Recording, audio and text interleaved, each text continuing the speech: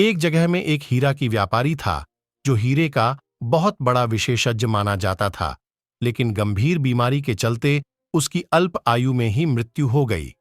उसकी घर में उसका पत्नी और एक बेटा था।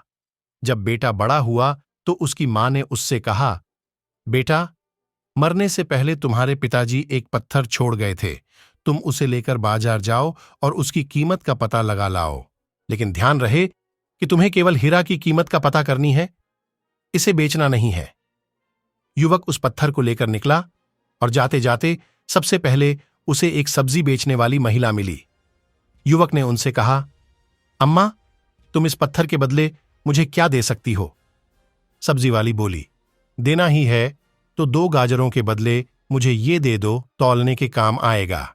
युवक उनकी बात सुनकर आगे बढ़ गया और जाते जाते इस बार वो एक दुकानदार के पास गया और उससे पत्थर की कीमत जानना चाही।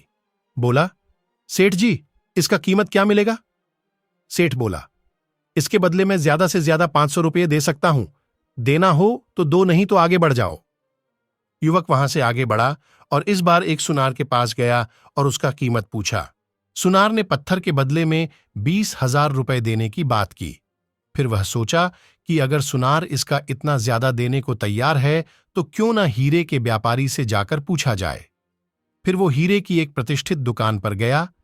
वहां उसे पत्थर के बदले 1 लाख रुपए का प्रस्ताव मिला और अंत में युवक शहर के सबसे बड़े हीरा विशेषज्ञ के पास पहुंचा और बोला, श्रीमान, कृपया इस पत्थर की कीमत बताने का कष्ट करें।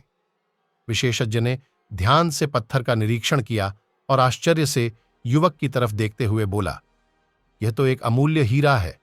करोड़ों रुपये देकर भी ऐसा हीरा मिलना मुश्किल है। इसके लिए आप मेरे जैसे 10 दुकान खरीद सकते हैं। लड़का जान गया कि चीज का सही मूल्य सिर्फ सही आदमी के पास जाने से ही पता चलता है। आप भी अमूल्य है, बस उसे पहचाने वाला चाहिए। यदि हम गहराई से सोचें तो ऐसा ही मूल्यवान हमारा मानव जीवन भी है।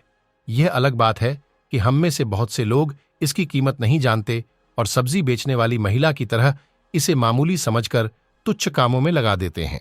आप ऐसा मत करिए, यूं ही समय मत गवाइए। आप भी अमीर बन सकते हैं। आप भी असीम धन संपत्ति के मालिक बन सकते हैं। आज आप और हम प्रार्थना करें कि ईश्वर हम सबको इस मूल्यवान जीवन को समझने और पहचानने की सद्बुद्धि दे और हम हीरे के विशेषज्ञ की तरह इस जीवन का मूल्य आंक सकें। और ऐसा करने पर हम अपनी कीमत को पहचान पाएंगे और सफल बन पाएंगे।